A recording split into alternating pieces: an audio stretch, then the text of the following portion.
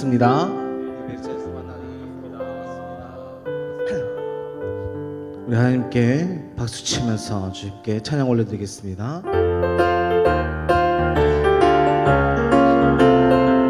빛의 사자들이여, 빛의 사자들이여, 어서 가서 어둠을 물리치고 주의 믿음 모르는 백성에게 복음의 빛 비춰라. 빛의 사자들이여, 복음의 빛 비춰라. 죄로운 맘 밝게 비춰라. 빛의 사자들이여, 선한 사역 위하여 힘을 내라. 주 함께 하시겠네. 주의 크신 사랑을 전파하며 복음의 빛 비춰라. 빛의 사자들이여, 복음의 빛 비춰라. 죄로운 밤 밝게 비춰라. 한 번 더 고백합니다. 빛의 사자들이여, 빛의 사자들이여, 어둠의 빛 비춰라. 죄로운 밤 밝게 비춰라. 빛의 사자들이여, 주님 부탁하신 말 순종하여 이 진리 전파라. 산을 넘고 물 건너 힘을 다해 복음의 빛 비춰라. 빛의 사자들이여, 복음의 빛 비춰라. 죄로운 밤 밝게 비춰라. 한 번 더 고백합니다. 빛의 사자들이여, 빛의 사자들이여, 복음의 빛 비춰라. 죄로운 밤 밝게 비춰라.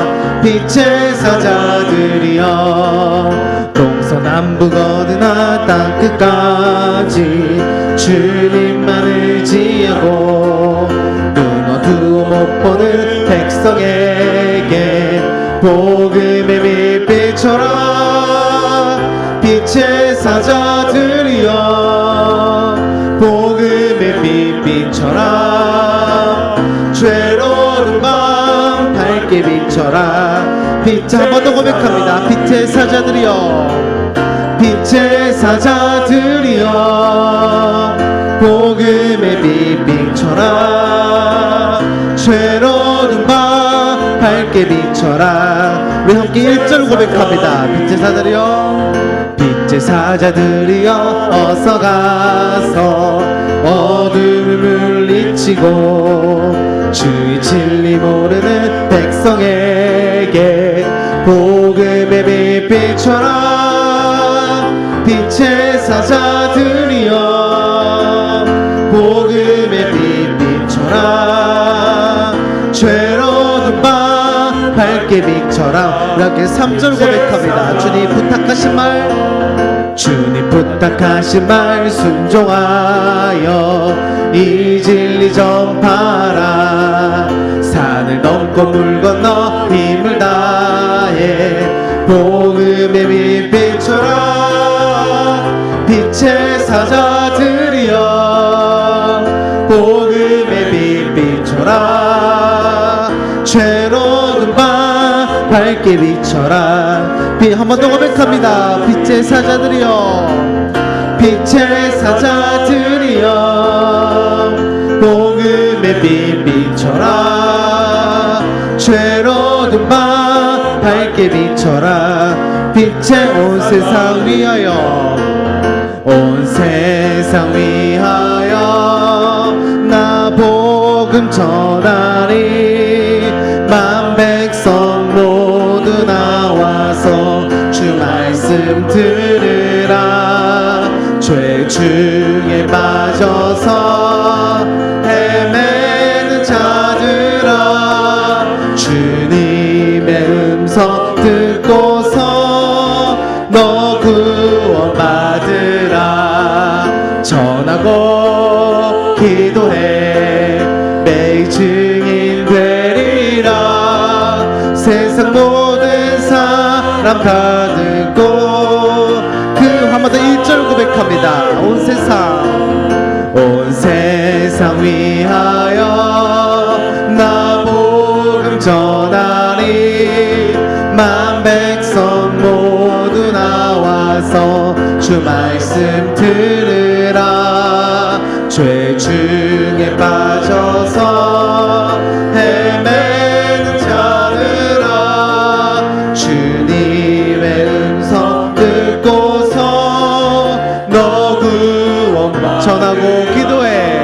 전하고 기도해 매일 증인 되리라 세상 모든 사람 다 듣고 그 한 번 더 고백합니다. 전하고 기도해 매일 증인 되리라 세상 모든 사람 다 듣고 그 사랑 알도록 온 세상 위하여 나 복음 전하리 저 죄인 회개하고서 주 예수 믿으라 이 세상 구하려 주 돌아가신 것 나 증거하지 않으면 그 사랑 전하고 기도해 매일 증인 되리라 세상 모든 사람 다 듣고 그 사랑 3절 고백합니다. 온 세상 위하여 주의 임하니 주 예수 이름 힘입어 이 복음 전하자 먼 곳에 나가서 전하지 못해도 나 어느 곳에 있든지 늘 전하고 기도해 매일 증인 되리라 세상 모든 사람 다 듣고 그 한 번 더 고백합니다. 전하고 기도해 매일 증인 되리라 세상 모든 사람 다 듣고 그렇게 3절 고백합니다.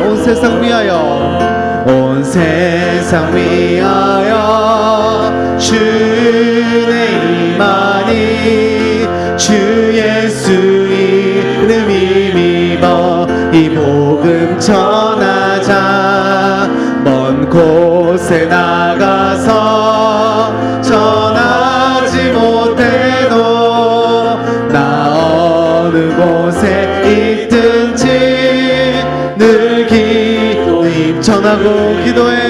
전하고 기도해 매일 증인 되리라 세상 모든 사람 다 듣고 그 한 번 더 고백합니다.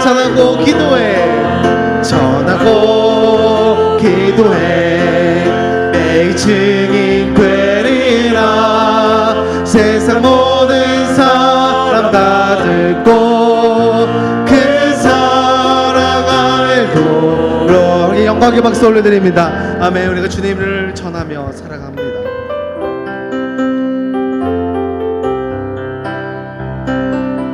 예수님을 생각하며 고백하겠습니다. 예수를 나의 구주 삼고 성령과 피로써 거듭나니 이 세상에서 내 영혼이 하늘의 영 한 번 더 1절 고백합니다. 예수를 나의 구주 삼고 성령과 피로써 거듭나니 이 세상에서 내 영혼이 하늘의 영광 보리로다. 이것이 나의 간증이요 이것이 나의 찬송일세. 나 사는 동안 끊임없이 구주를 찬송. 온전히 주께 온전히 주께 맡긴 내 영. 사랑의 음성을 듣는 중에 천사들 왕래하는 것과 하늘의 영광 보리로다. 이것이 나의 간증이요 이것이 나의 찬송일세. 나 사는 동안 끊임없이 구주를 찬송. 한 번 더 고백합니다. 이것이 나의 간증이요 이것이 나의 찬송일세. 나 사는 동안 끊임없이 구주를 찬송. 주 안에 기쁜 누림으로 주 안에 기쁜 누림으로 마음의 풍랑이 잔잔하니 세상과 나는 간 곳 없고 구속한 주만 보이도다. 이것이 나의 간증이요 이것이 나의 찬송일세. 나 사는 동안 끊임없이 구주를 찬송. 이것이 나의 간증이요 이것이 나의 간증이요 이것이 나의 찬송일세. 나 사는 동안 끊임없이. 함께 3절 한 번 더 고백합니다. 주 안에 기쁨 누림으로 주 안에 기쁨 누림으로 마음의 풍랑이 잔잔하니 세상과 나는 간 곳 없고 구속한 주만. 이것이 나의 간증이요 이것이 나의 찬송일세. 나 사는 동안 끊임없이 구주를 찬송. 한 번 더 고백합니다. 이것이 나의 간증이요 이것이 나의 찬송일세. 나 사는 동안 끊임없이 구주를 찬송. 함께 마지막으로 고백합니다. 이것이 나의 간증이요 이것이 나의 찬송일세. 나 사는 동안 끊임없이 구주를 찬송하리로다. 기도하며 나가겠습니다. 저희 시간 이 찬양의 모든 가사들이 우리의 삶의 고백이 되게 하여 주시옵소서. 오늘 주신 그 말씀이 가슴 깊이 새겨져서 그 말씀으로 살아갈 수 있는 힘과 지혜를 주시옵소서라고 우리 잠시 주여 마음에 치고 기도하겠습니다. 주여 주여 붙드시옵소서. 주님 함께 하시옵소서. 함께 하시옵소서. 붙드시옵소서. 붙드시옵소서. 함께 하시옵소서. 붙드시옵소서. 붙드시옵소서. 함께 하시옵소서. 붙드시옵소서.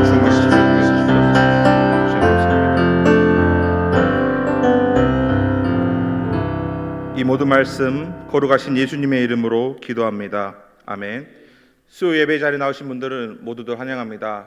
이 시간 은혜로운 예배를 위해 가지고 오신 핸드폰의 전원을 확인해 주시기 바랍니다. 우리의 사명 선포 함께 하겠습니다. 우리는 마음과 뜻과 정성을 다하여 하나님을 예배하는 것을 우리 삶의 최우선으로 둘 것입니다. 우리는 말씀과 기도 그리고 삶의 모범을 통하여 다음 세대들을 그리스도의 제자로 양육하며 교회와 민족과 세계를 책임질 글로벌 지도자들로 키울 것입니다. 우리는 주님이 주신 은사와 재능, 시간과 물질, 그리고 우리의 직업을 사용하여 국내의 불신 영혼들을 그리스도께 인도하여 구원시키는데 최선의 노력을 다할 것입니다. 우리는 주님의 은혜 안에서 연약한 교회들을 돕고 소외된 이웃들에게 사랑을 나누어주는 교회가 될 것입니다. 지금 우리는 하나님 말씀 앞에 서 있습니다. 설교를 통해 말씀하시는 하나님의 음성을 듣게 하시고 그 말씀에 순종하여 하나님께 영광 돌리며 축복의 길을 걷게 하소서. 아멘. 찬송 15장입니다.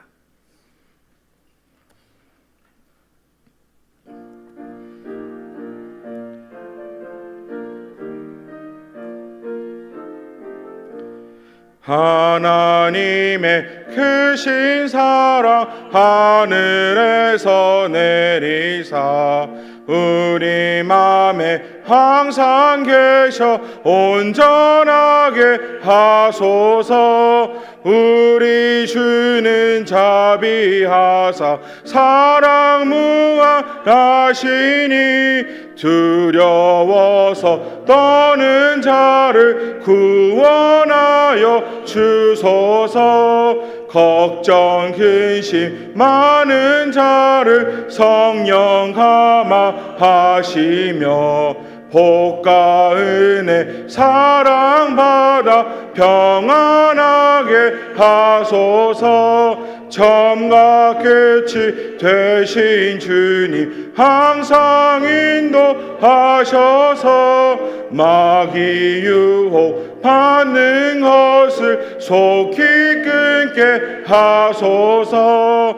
전능하신 아버지여 주의 능력 주시고 우리 맘에 임하셔서 떠나가지 마소서. 주께 영광 항상 돌려 천사처럼 섬기며 주께 사랑 영영토록 찬송하게 하소서.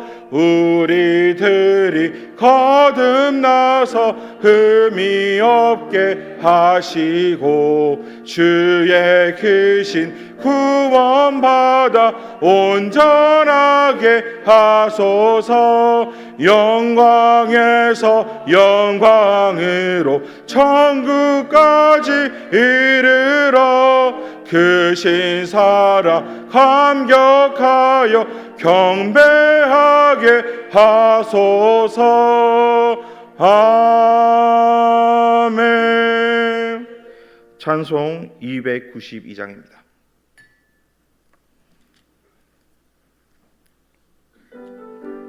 우리 박수 치면서 함께 하겠습니다. 주 없이 살 수 없네 죄인의 구주여. 그 귀한 보배 피로 날 구속하소서. 구주의 사랑으로 흘리신 보혈이 내 소망 나의 위로 내 영광 됩니다. 주 없이 살 수 없네 나 혼자 못 서리. 힘없고 부족하며 시혜도 없도다.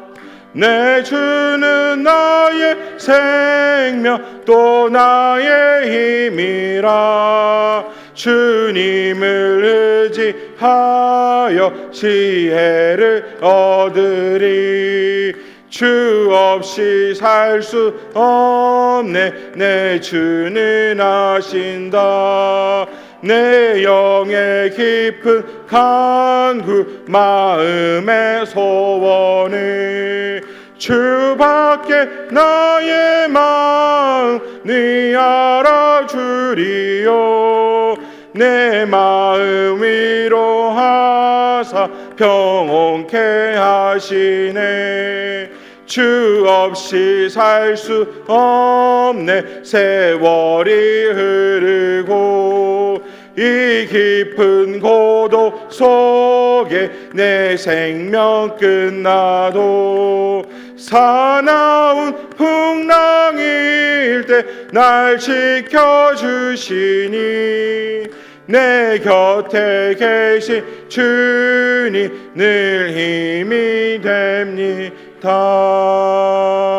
아멘.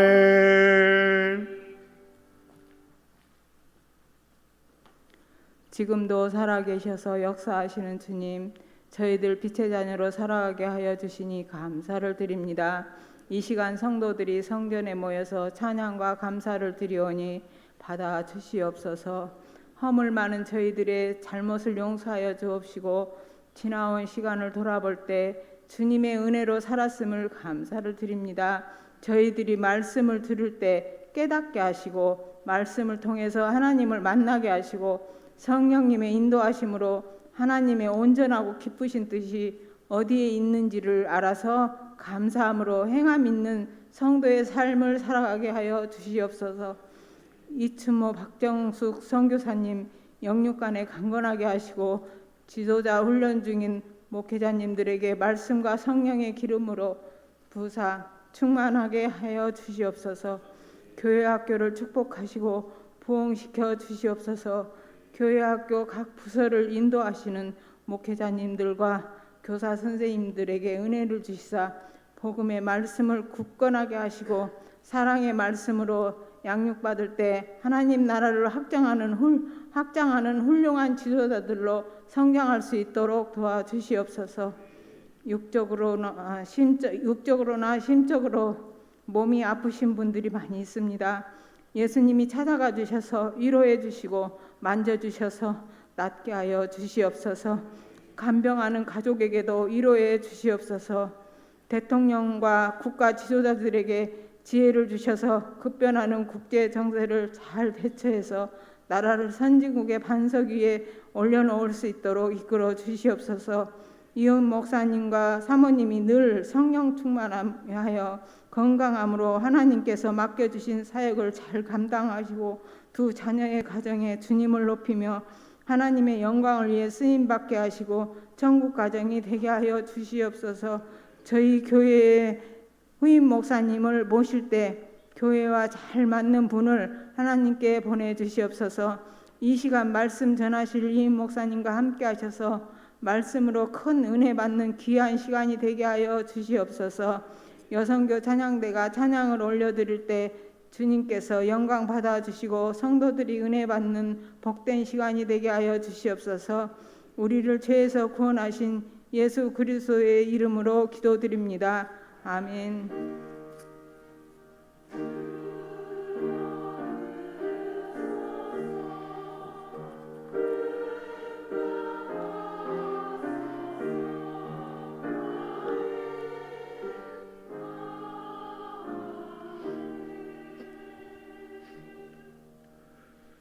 오늘 하나님께서 우리들에게 주신 말씀은 로마서 8장 31절에서 39절 말씀입니다.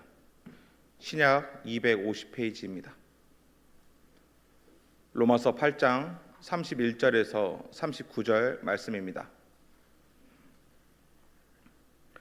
저 여러분이 한 절씩 교독하시고 마지막 절은 함께 읽도록 하겠습니다. 그런즉 이 일에 대하여 우리가 무슨 말하리요? 만일 하나님이 우리를 위하시면 누가 우리를 대적하리요?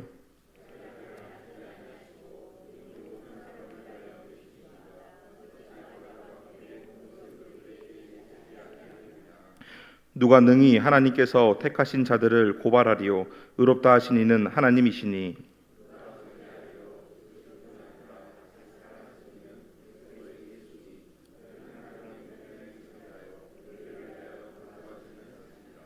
누가 우리를 그리스도의 사랑에서 끊으리요? 환난이나 공고나 박해나 기근이나 적신이나 위험이나 칼이랴.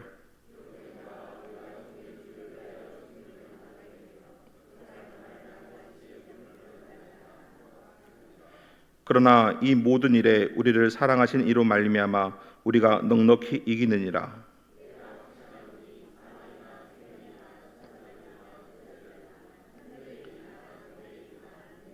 함께 읽겠습니다. 높음이나 기쁨이나 다른 어떤 피조물이라도 우리를 우리 주 그리스도 예수 안에 있는 하나님의 사랑에서 끊을 수 없으리라. 아멘.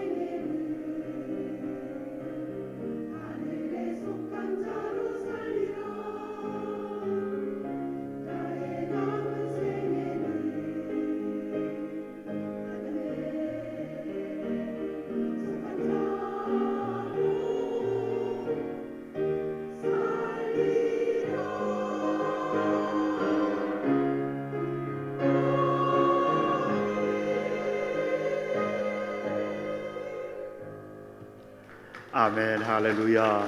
할렐루야. 우리 여선교회 찬양대 하나님께 아름다운 찬양 올려드렸습니다. 우리 교회 여선교회 찬양대 그 찬양 실력이 점점 더 향상되고 좋아지는 것 같아서 아주 든든합니다. 기대가 큽니다. 계속해서 더 음악적으로도 그렇고 또 영성으로도 그랬으면 좋겠습니다. 오늘 수요 2부 예배에 나오신 여러분들에게 하나님의 은혜와 또 축복이 오늘 말씀과 함께 여러분들의 심령과 또 가정 속에 넘치시기를 주님의 이름으로 축원합니다. 옆에 분과 함께 인사하십시다. 옆에 분 멀리 있으면 리모컨 인사로 해서 반갑습니다. 좋은 일들이 있을 겁니다.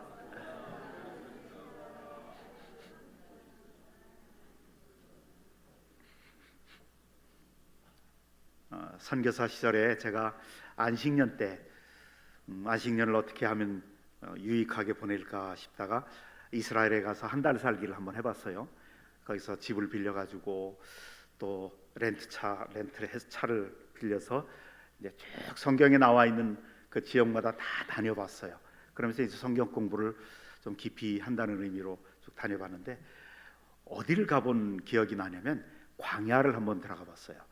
광야 체험을 해봐야 되겠다 싶어서 광야로 이제 이름난 곳으로 들어가는데 광야 입구에 큰 텐트가 몇 개 있더라고요.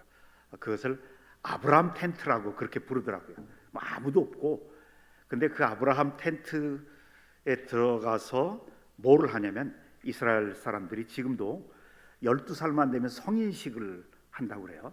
성인식을 하면서 랍비들이 거기서 이제 가족들을 다 모아놓고 성인 예식을 하면서 광야를 바라보게 하고 또 그 광야 정말 광활하더라고요. 아무것도 없어요. 그냥 돌과 모래, 그냥 먼지만 날리는 황량한 곳인데 그걸 바라면서 이것이 우리 민족의 운명이고 또 우리의 일생이 될 수도 있다. 이런 광야 같은 것이 우리의 인생이다. 그러면서 이제 유대인들은 그 성인 예식을 거기서 치른다고 그래요. 광야를 들어갈까 했는데 뭐 준비한 물도 없고 아무것도 없어서 차마 옛날에 어떤 일본 목사님이 광야 체험한다고 들어갔다가 가지고 간 물 다 마시고 빠져나오지 못해서 거의 죽을 뻔했다는 기억이 나서 전 들어가지 못하고 그냥 조금만 몇 걸음 들어갔다가 나온 적이 있어요. 정말 황량하더라고요. 아무것도 없는 그 광야, 한번 이렇게 상상을 해봅시다. 여러분이 그 칠흑 같은 어두움, 캄캄한 밤에 광야 속으로 들어갔어요. 혼자 있다고 한번 생각해 보세요. 막 바위가 갈라지는, 쩍쩍 갈라지는 소리가, 낮에는 그렇게 뜨거운데 밤에는 또 일교차가 커서 그렇게 춥다고 그래요. 그래서 그 추위에 바위들이 견디지를 못한대요. 그래서 쫙쫙 갈라지는 소리들이 들리고 또 짐승의 울음소리, 막 맹수들의 으르렁거리는 소리들, 맹수들의 그 눈빛, 그 정말 무서운 눈빛들을 보면서 으르렁거리는 소리가 들려옵니다. 그 맹수들의 으르렁거리는 소리 마치 천둥소리처럼 우리 심장을 막 옥죄어 오고 있어요. 캄캄한 밤입니다. 막 다리가 후들후들 떨리고 숨이 탁탁 막히고 어디로 가야 될지 모르고 온전히 공포와 두려움에 사로잡혀 있습니다. 성경은 너희 대적 마귀가 우는 사자같이 두루다니며 삼킬 자를 찾느니라. 광야 한복판에서 캄캄한 밤에 맹수들이 우글거리는 우는 사자처럼 그렇게 우는 소리를 내는데, 그런데 이제 그 광야의 밤이 점점 지나고 아침 햇살이 밝아옵니다. 빛이 비추자마자 그 무시무시했던 으르렁거리던 사자의 실체가 드러나기 시작합니다. 베드로전서 5장 8절에 말씀하신 대로 대적 마귀가 우는 사자같이, 얼마나 두렵습니까? 마귀 생각하면 두렵고 나를 공격할 것 같아서 무섭고, 그런데 아침 햇살이 쫙 밝아오면 마귀의 그 사자의 실체가 드러나요. 그 사자는 목에 굵은, 아주 굵고 단단한 쇠사슬이 채워져 있습니다. 그리고 그 쇠사슬의 끝은 우주를 다스리시는 전능하신 하나님의 손에 굳게 잡혀 있습니다. 제가 무슨 얘기를 하려고 이런 묘사를 했냐면, 사탄은, 마귀는 으르렁거릴 수는 있어요. 우는 사자처럼 삼킬 자를 찾아서 으르렁거릴 수는 있어도 그 사슬에 매여 있는 그 쇠사슬의 그 길이를 단 1cm도 더 벗어날 수가 없어요. 그래서 우리를 해칠 수가 없다, 이 말씀이에요. 베드로전서 5장 8절에 마귀는 우리를 향해서 으르렁거리고 겁을 주고 공포심을 심어주고 그럴 수는 있지만 우리를 해칠 수는 없다. 매주 수요일마다 제가 주제별로, 이제 지지난주에 야고보서가 끝났기 때문에 이제 주제별로 우리 성도들의 삶 속에, 신앙생활 속에 많이 방황할 수 있고 회의할 수 있고 의심할 수 있는 그런 주제들을 살펴서 하나씩 살펴보려고 합니다. 지난주에는 구원에 대해서 살펴봤지만 이번 주에는 마귀에 대해서 한번 살펴보려고 합니다. 마귀는 방금 말씀드렸던 것처럼 우는 사자처럼 으르렁거리면서 삼킬 자를 찾아요. 그러나 우리를 해칠 수는 없다. 이것이 성경이 우리에게 가르치는 핵심 메시지입니다. 왜요? 창세기 3장 15절의 예언처럼 갈보리 언덕의 십자가에서 사탄의 머리가 깨졌거든요. 영적으로 완전히 패배했어요. 그래서 마귀는, 사탄은 이빨 빠진, 그리고 쇠사슬에 묶여 있는 사자가 되었죠. 그 쇠사슬의 끝을 하나님이 붙잡고 계신다는 거예요. 우리는, 성경이 우리에게 가르치는 마귀와 우리와의 관계는 뭐냐면, 우리는 마귀와 싸워서 이기려고 애쓰고 노력하는 사람이 아니에요. 우리는 이미 십자가에서 예수님이 마귀의 머리를, 대갈통을 깨트리신, 예수님이 쟁취하신 그 승리의 깃발을 들고 전진하는 사람들이 우리 그리스도인들이다. 마귀가 우리를 무서워해야지, 우리가 마귀를 무서워하는 것은, 이건 그리스도인답지 않은, 그리스도인들이 하나님이 자기에게 주신 놀라운 특권을 모르는 무지의 소치다. 성경적인 무지의 소치다. 마귀와 우리와의 관계는 어떤 거냐면, 여러분, 우리 8.15 해방을 한번 생각해 보세요. 1945년 광복의 날, 일황이 라디오에서 떨리는 목소리로 항복 선언을 했거든요. 우리는 패했습니다. 히로시마에 원자폭탄 맞고 그 다음에 무조건 항복을 선언했어요. 근데 일본 군사들은 지금 우리나라뿐만 아니라 중국, 필리핀, 괌, 사이판까지 다 퍼져 있었어요. 싸우고 있는데 일황은 무조건 항복을 선언했어요. 바로 이런 상태예요. 사탄은 머리통이 깨져서 예수님한테 무조건 패배한 상태예요. 근데 일본군은 자기들의 최고의 신처럼 받드는 그 일황이 무조건 항복을 했으니까 이미 진 거예요. 그런데 그 군사들은 뭐냐? 패잔병들이에요. 그 패잔병들이 총들을 질질 끌고 자기네 나라로 돌아가는 배를 기다리고 비행기를 기다리고 질질 끌고 가는 패잔병들, 그게 귀신들이에요. 그렇다고 해서 그들이 총이 있기 때문에 당했던 중국, 우리나라, 사이판, 괌, 필리핀 사람들이 공격은 할 수는 있지만 함부로 공격을 못해요. 왜? 총들이 있으니까. 패잔병일지라도 우리를 해칠 수 있어요. 마귀의 우두머리 마귀는 이미 머리가 깨져서 완전 패배했고, 그 다음에 귀신들이 패잔병들이나 똑같아요. 우리를 으르렁거리면서 겁을 줄 수는 있어요. 그러나 해칠 수는 없다. 이것이 성경이 우리에게 가르치는 말씀이에요. 요한일서 5장 18절에 보면 이렇게 말씀하세요. 하늘로서 오신 자가 그들을 지키심에 악한 자가 그들을 만지지도 못하느니라. 그래요. 만지지도 못해요. 그러나 겁을 줄 수는 있어요. 마귀가 할 수 있는 최고의 것은 뭐냐면 으르렁거리면서 겁만 줘요. 공포심만 그냥 준다고요.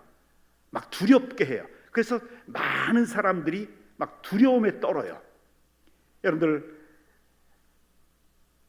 영화 같은 데 보면 무당이, 귀신이, 신이 내려서 그 빙의라고 그러잖아요.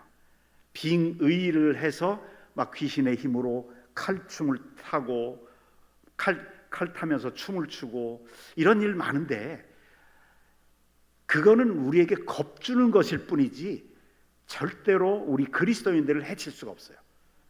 제가 섬에서 목회를 할 때 그 섬, 굉장히 큰 섬인데 그 당시에 2만 명 정도의 주민이 있었어요. 근데 한도는 오랫동안 한 10여일 동안 그 섬 전체를 센세이셔널하게 소용돌이치는 그런 사건들이 있었어요. 사건 하나가 있었는데 그게 뭐냐면, 그 섬 주민 중에 한 여자분이 50대 여성분인데, 아주머니인데 귀신 들린 거예요. 분명히 귀신 들린 것 똑같아요. 귀신 들려서, 귀신은 원래 더러운 영이거든요.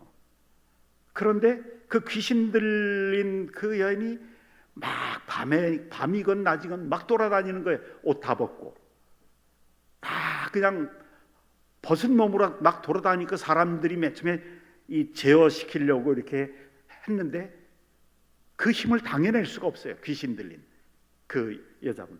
그러니까 막 그냥 이제 피하고 밤에 만나면 막 무서워하고. 그러니까 귀신 들렸다고 그러면 이제 목사 책임이잖아요. 그래서 이제 그분은 집을 찾아가기로 하고 우리 제 아내하고 저하고 같이 이제 우리 교인들, 우리 집사님들한테 우리 신방 갑시다. 어디가 그 얘기를 했어요. 그분에게 갑시다. 그래서 우리가 쫓아내야 되지 않습니까?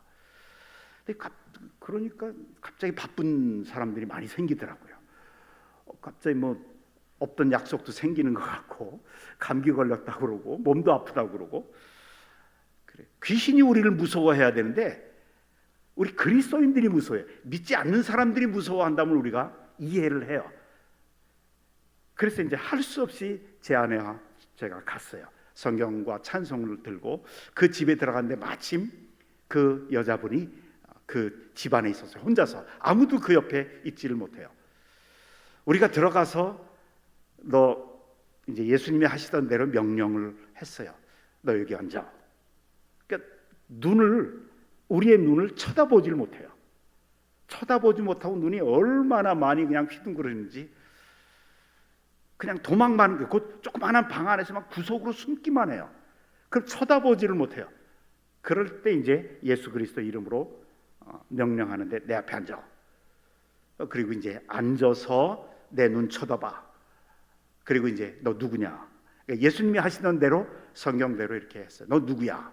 그랬더니 자기는 이게 욕이 나와요. 하여튼 더러운 영이니까 이 여자의 옛날에 죽었던, 물에 빠져서 죽었던 이모라고 그래요. 그래서 제가 뭐라고 그랬겠어요? 너 거짓말하지 마. 너 이놈 거짓말하지 마. 왜냐면 그거 거짓말이거든요. 사람의 영혼은 사람이 죽은 즉시 그 영혼은 천국에 가든지 지옥에 떨어지는 둘 중에 하나지. 무속신앙처럼 샤머니즘에서 말하는 것처럼 사람의 영혼이 죽으면 사람의 영혼이 이 공중에 떠돌아다니는 그런 것은 불가능해요. 그런 건 있을 수가 없어요. 그건 다 무속신앙에서 그렇게 이야기하는 것이고 무당들이 그렇게 얘기하는 거죠. 사탄이, 귀신이 딱 죽은 영혼 흉내를 내는 거예요. 이 여자의 죽은 이모다. 그래서 너 거짓말하지 마. 그러니까 아무 말도 못해요. 그래서 이제 찬송 부르고 성경 말씀 읽고 귀신이 제일 무서워하는 찬송이 보혈에 관한 찬송이었어요. 그래 막 그다음에 이제 나갔는지 안 나갔는지 잘 모르겠어요. 찬송하고 그다음에 말씀 읽고 말씀도 요한복음 3장 16절의 말씀 읽고 사랑에 관한 말씀을 굉장히 두려워했어요. 그래서 기도하고 그다음에 우리는 왔죠. 그다음에 이제 그 여자 아주머니에 대한 소문은 더 이상 들리지 않았는데 그랬어요. 제가 여기서 말씀드리고자 하는 건 뭐냐면 귀신은 실제 하는 영이에요. 악령이라고, 더러운 영이라고요. 사탄의 졸개들이라고요. 사탄은 이미 머리가 깨져서 패배한 것이고 그 다음에 졸개들, 폐잔병들이에요.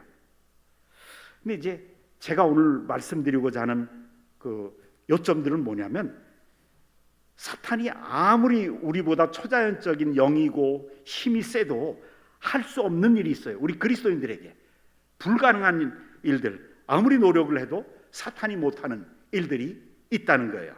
그 몇 가지를 살펴보면 오늘 본문에 보면 사탄은 결코 우리를 하나님의 사랑에서 끊을 수가 없어요.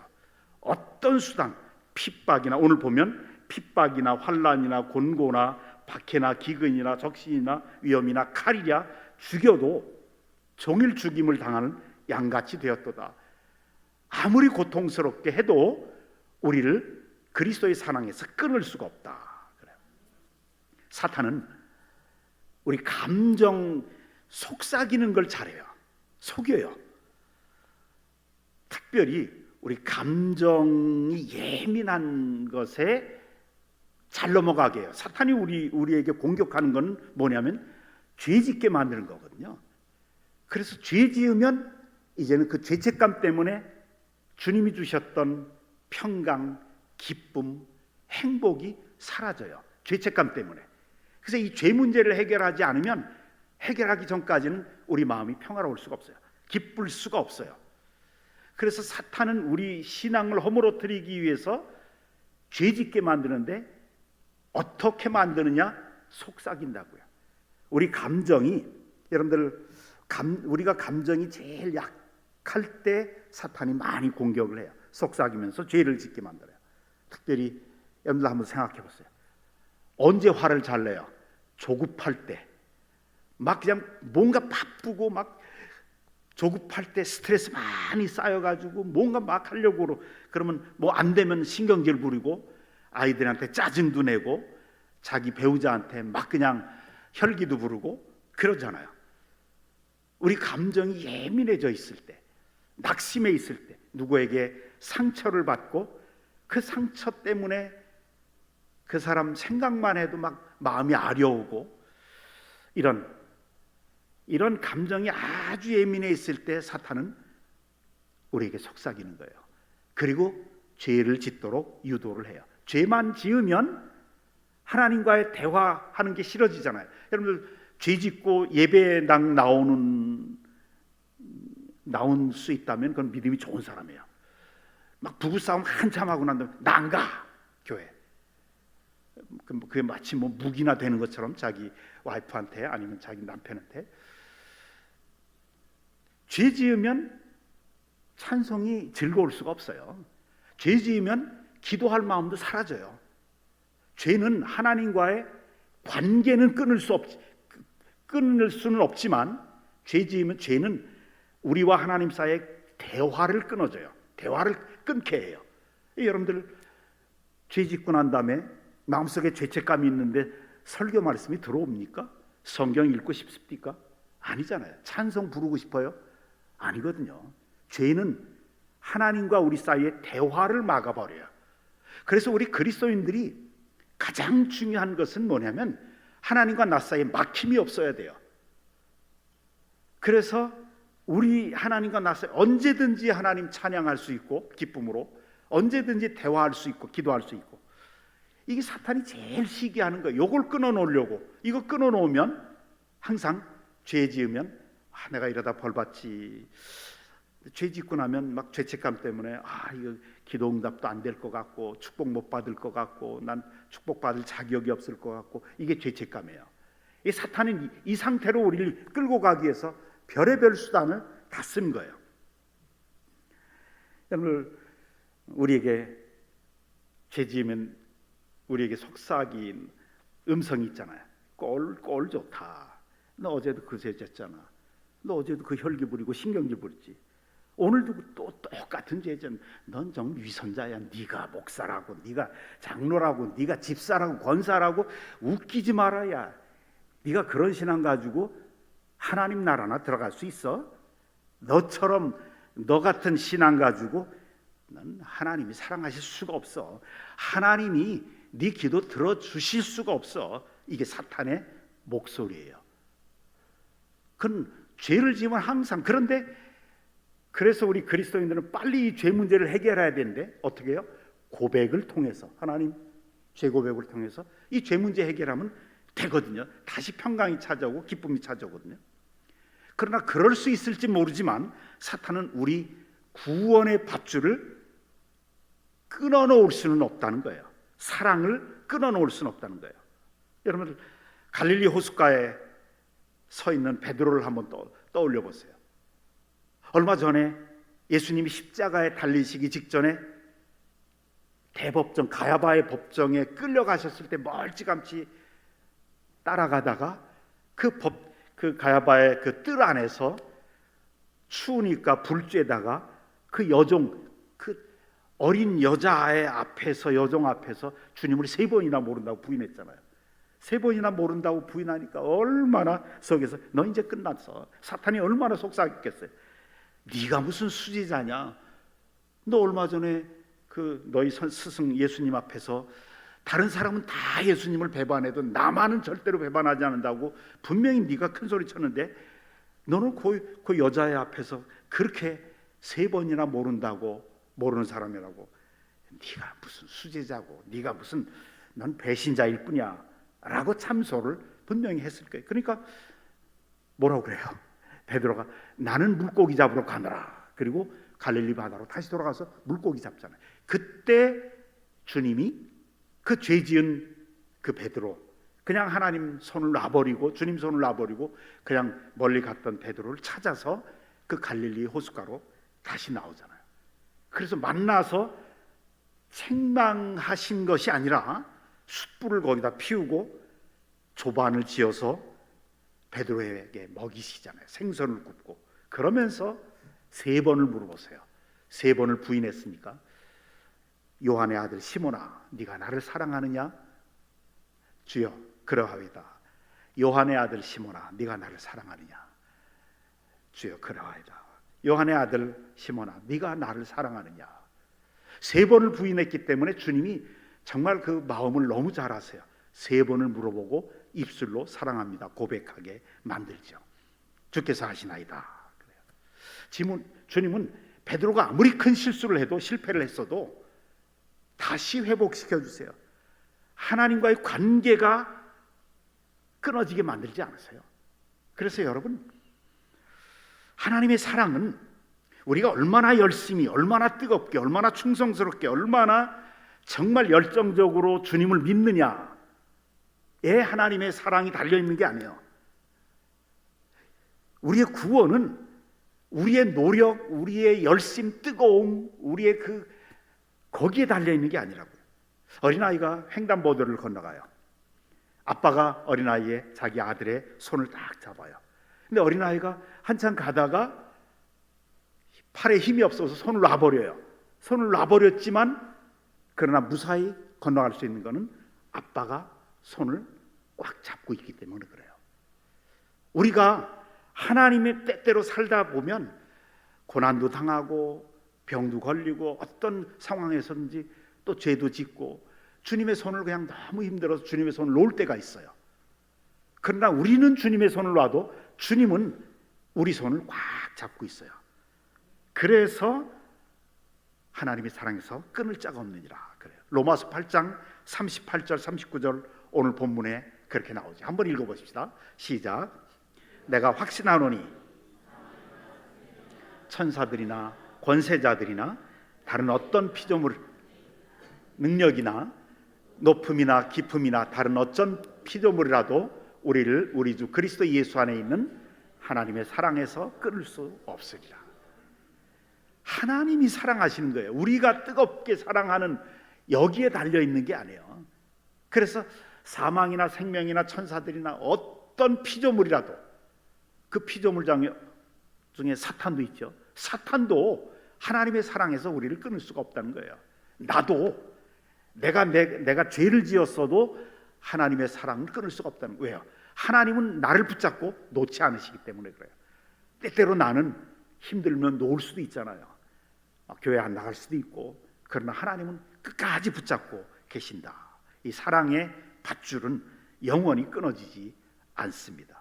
그래서 사탄은 하나님의 사랑, 우리와 하나님의 사랑을 절대로 끊을 수 없다. 그거 불가능하다, 사탄에게는. 두 번째로 사탄은 예수님의 보혈로 얻은 우리의 너는 무죄다 선언한 그 선언을 취소시킬 수가 없어요. 우리가 살아가는 동안에, 우리가 이 세상에 그리스도인으로 살아가는 동안에 하늘에서는 그 법정이 있다고 한번 상상해 보세요. 사탄은 늘 하늘나라의 법정에서 악독한 검사로 활동해요. 하나님 앞에서 여러분들을 막 죄목을 하나하나 낭독하면서 참소해요. 그래서 사탄은 계시록에 보면 참소하는 자다 그래요.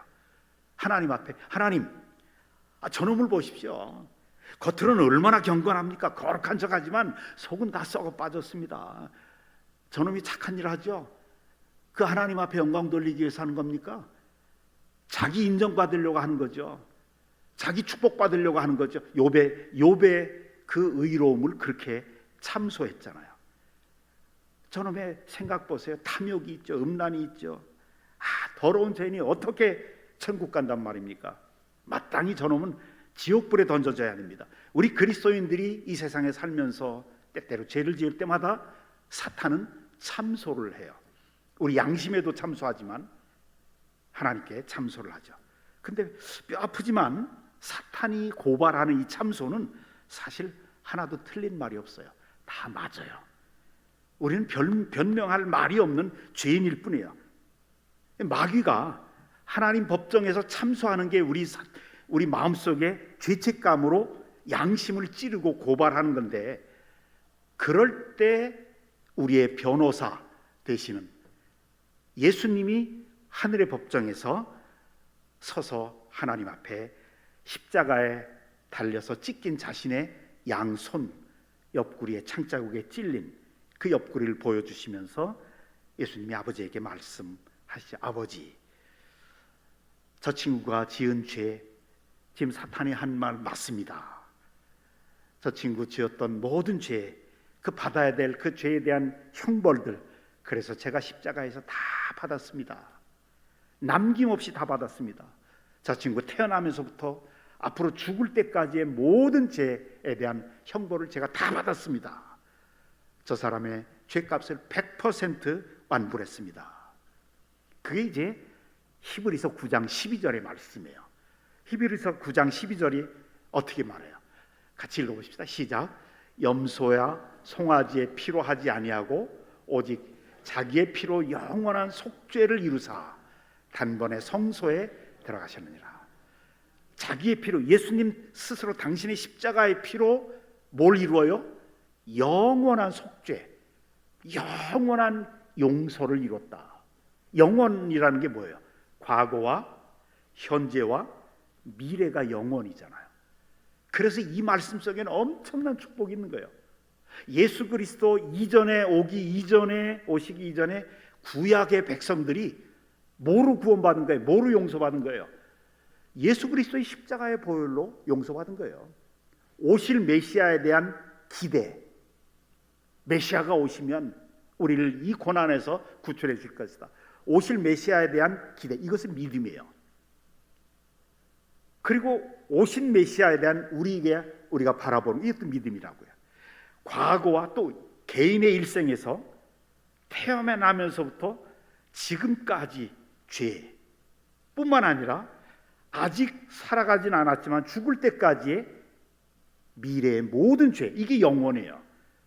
개인적으로 적용해도 우리 과거의 죄, 사람들이 우리 그리스도인들 가운데 잘못 알고 있는 분들이 있어요.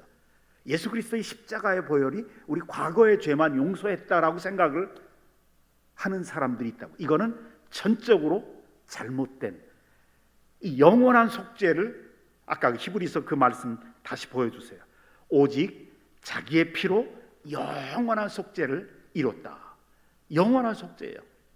그러니까 예수 그리스도의 보혈로 완전히 덮으신 거예요. 우리 전 일생을 덮으신 거예요. 그래서 우리는 하나님이 우리를 보실 때마다 우리가 죄를 지어도 죄를 보시는 게 아니라 예수님의 피를 보세요. 그래서 넌 죄 없다, 무죄다 그러는 거예요. 그래서 매주 주일날 아침에 우리 죄 고백하고 그 다음에 사회 보는 목사님이 뭐를 선포해요? 로마서 8장 1절을 선포하잖아요. 로마서 8장 1절의 말씀을 한번 같이 읽어보십시다. 로마서 8장 1절 영상 보여주세요. 로마서 8장 1절. 자, 읽어봐. 기억하시죠? 매주일 아침마다 하니까. 그러므로 그리스도 예수 안에 있는 자에게는 결코 정죄함이 없느니라 그래요. 결코 정죄함이 없다. 내가 비록 오늘 혈기를 부렸어도, 죄를 지었어도 하나님은 그 죄를 안 보신다는 거예요. 이건 무슨 뜻이냐면 신분이 바뀌었다는 거예요. 예수 그리스도를 믿는 순간에 우리의 신분이 옛날에 사탄의 종이었고 사탄의 자녀들이었고, 요한복음 8장 44절 예수님의 말씀이면 너희는 너희 아비 마귀에서 났다고 그랬거든요. 사탄의 자녀였고 사탄의 종이었다가 무죄, 예수 그리스도를 믿는 순간에 하나님이 무죄를 선포했거든요. 그러므로 그리스도 예수 안에 있는 자에게는 결코 정죄함이 없는지라. 그 무죄다라고 하는 것은 이제는 신분이 바뀌어서 하나님의 아들, 딸이 됐다는 거예요. 하나님의 아들, 딸이 아무리, 우리 그렇잖아요. 우리 자녀들 키워보면 알잖아요. 우리 자식들이 아무리 부족해도 우리 자식이에요. 내 자녀예요. 내 재산 물려주고요. 내가 아무리 내 애완견 사랑해도 내 재산 애완견에게 물려주지 않아요. 내 자식 아무리 못났어도 내 유산 자식들에게 물려주잖아요. 무죄다라고 하는 거는 넌 무슨 일이 있어도 내 자식이다, 내 자녀다라고 하는, 그래요. 이 선포라고요. 넌 그리스도 예수 안에 있는 자에게는 결코 정죄함이옵니다. 왜? 내가 하나님의 자녀이기 때문에. 이제 우리 그리스도인들이 살아가면서 짓는 죄는 가정 안에서 짓는 죄예요. 가정 안에서 아버지에게 말대답도 하고, 때로는 아버지가 싫어하는 것도 하고, 가정 안에서 짓는 죄이기 때문에 우리의 구원이나 영생하고는 전혀 관계가 없어요. 여전히 우리는 구원받은 사람들이고, 죄를 지었어도 여전히 우리는 영생이 있고, 여전히 우리에게는 심판이 없고, 그렇다는 거죠. 그래서 이제 아버지에게 짓는 죄, 가정 안에서, 가족 안에서 짓는 죄이기 때문에, 그래서 고백만 하면 돼요. 고백하면 그래, 앞으로 잘해라. 근데 또 죄요. 또 죄를 져요. 또 아버지 또 죄를 졌습니다. 고백하면서 살아가는 게 우리 그리스도인들의 삶이죠. 고백 못해도 성령께서 또 고백할 수 있도록 이끌어 주세요. 고백하고 완전히 무죄다라고 선포하면 하나님이 완전히 잊어버리세요. 예레미야 31장에 보면 내가 너희 죄를 다시는 기억하지 아니하리라고 했어요. 다시는 기억하지 아니하리라. 그리고 이사야서에 보면 너희 죄를 내 등 뒤에 던지고 깊은 바다에 던지리라 그래요. 깊은 바다에 던져버리겠다. 우리의 죄는, 우리가 죽을 때까지 지어서 짓는 그 모든 죄는 다 깊은 바다에 던지셨어요. 그리고 거기다가 뭐라고 팻말을 써붙이냐면 낚시 금지 그래요. 근데 가끔 가다가 그리스도인들 가운데 병든 양심이 있는 사람이 있어요. 너무 예민해요. 이게 성경은 병든 양심이라고 그래요. 이게 정직한 게 아니에요. 사탄에게 속는 거예요. 병든 양심이 있는 그 사람이 가끔 가다가 그 깊은 바다에 가서 낚시질을 해요. 자기 죄 떠올리고, 자기 죄 지은 죄 생각하고, 나는 이것밖에 안 되는 놈이야. 그리고 자책하고 자학하고 자기 비하시키고, 이게 병든 양심이거든요. 주님은 잊어버리셨는데, 주님은 완전히 깨끗하게 잊어버리셨는데, 가끔가다 그리스도인들 가운데 옛날에 지었던 자기 죄 때문에 고민하고 후회하고, 그래서 가롯 유다가 자기가 자기를 스스로 심판해버린 거예요. 그래서 자살이 나오죠. 가롯 유다도 베드로가 지은 죄하고 똑같아요. 가롯 유다도 회개를 했다면, 근데 자기가 도저히 자기 자신을 용납을 못한 거예요. 이게 착한 것 같죠? 이게 병든 양심이라고요. 자기 자신이 자기를 용서하지 못해 자기가 심판해버려요. 자기가 하나님 자리에 올라간 거예요. 어떤 교회에 참 은혜가 풍성한 그런 교회인데, 교회학교 학생 하나가 큰 은혜를 받았어요. 그래서 이 소녀는 교회학교 학생 하나님 뜻을 그렇게 잘 발견을 해요. 그래서 이 소문이 점점 퍼지니까 교인들이 다 그 소년한테 하나님 뜻이 뭔지 한번 물어봐라. 이제 계속 부탁을 하는 거예요. 이 소녀는 부탁받을 때마다 집사님이, 권사님이 막 부탁받을 때마다 다 들어줘요. 근데 하나님 뜻을 잘 분별을 하거든요. 그러니까 막 그냥 좋은 소문이 막 퍼져요. 그런데 목사님의 입장에서는, 담임 목사님 입장에서는 야, 이거 자칫 잘못하면 큰일 나겠는데. 그리고 이제 그 소년을 불렀어요. 예, 이제 이름을 철수라고 합시다. 예, 철수야. 한번 실험을 해봤습니다. 목사님 몸에 아주 큰 점 하나가 있거든. 근데 이 점이 어디에 있는지 한번 알아봐 줄래? 하나님께 물어봐 줄래? 네가 하나님한테 잘 물어보면 하나님이 대답을 잘해 주신다며. 한번 물어봐 줄래? 그랬더니 알았습니다 목사님, 제가 물어보고 내일 올게요. 그 다음 날 왔어요. 그러더니 이 소년이 목사님의 그 엉덩이, 오른쪽 엉덩이에 이 점이 있다는데요. 목사님 놀랐어요. 이 엉덩이, 목사님 엉덩이에 점이 있다는 건 누가 알겠어요? 자기 자신밖에 모르지. 근데 진짜 엉덩이에 점이 있는데 그걸 알아맞힌 거예요. 그러니까 야, 이게 진짜인가? 한 번 더 그 테스트를 해봤어요. 목사님이 목숨같이 귀하게 여기는 우리 집에 가보가 있단다. 너무 귀해서 할아버지부터 물려받고 너무 귀한 가보가 있는데 그게 뭔지 좀 알아봐 줄래? 그랬더니 이 손이 철수가 예 알겠습니다. 그리고 이제 그날 가서 기도하다가 그 다음날 왔어요. 목사님 집에 가보는 할아버지가 물려주신 성경, 낡은 성경이 가보라고 그러는데요. 목사님이 깜짝 놀랐어요. 진짜구나. 얘는 진짜 은혜 받은 아이구나. 진짜 얘가 기도하고 하나님 뜻을 알려주면 진짜 맞구나. 그래서 이제 목사님이 안심을 하고 자신의 고민을 털어놓기 시작하는 거예요.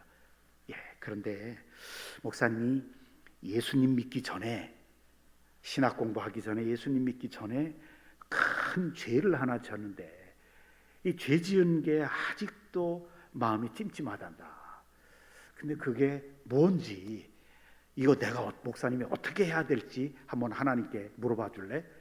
그랬어요. 그랬더니 철수가 알았습니다 목사님, 제가 기도하고 내일 와서 알려드릴게요. 그리고 가서 기도하고 그 다음날 와서 너 알아봤니? 예 목사님 알아봤어요. 뭐라고 그러시디? 하나님이 그러시는데요, 하나님도 모르시겠다고 그러는데요, 하나님도 모르는데 너 딴 생각하지 말고 목회나 잘해라 그러시던데요. 하나님도 잊어버리신 거예요. 예레미야 31장에 33장, 32절 33절의 말씀이 정확하게 맞는 거예요. 내가 다시는 기억하지 아니하리라. 다시는 하나님도 기억하지 않겠다는데, 그런데 이미 예수 그리스도를 믿는 순간에 다 용서하시고 다 기억하지 않으신데 혼자서 그거 가지고 그냥 끙끙거리고 그러지 말라는 얘기죠. 여러분들 옛날에 예수 안 믿었을 때 물레방앗간에서 이런 다 하나님 앞에 다 하나님도 잊어버린 그런 죄라고 하는 사실. 그래서 그래요. 하나님이 무죄 했으면 무죄예요. 믿으십니까? 누구에게? 우리에게. 우리는 하나님 보시기에 무죄예요. 그런데 우리가 살다 보면 우리가 우리를 보면 또 죄졌잖아요. 오기 전에 짜증도 부리고 신경질 부리고, 그거는 가족 안에서 짓는 죄지 뭐 사탄이 이래라 저래라 할 수 있는 게 아니에요. 그건 뭐 하나님 앞에 또 주님 제가 잘못했습니다 고백하면 돼요. 하나님이 무죄 선고한 이거를 취소시킬 수가 없다라고 하는 게 사탄이 우리를 향해서 할 수 없는 불가능한 일이다. 자, 우리 시간이 됐습니다. 다음 주에 또 계속하겠습니다. 우리 시간에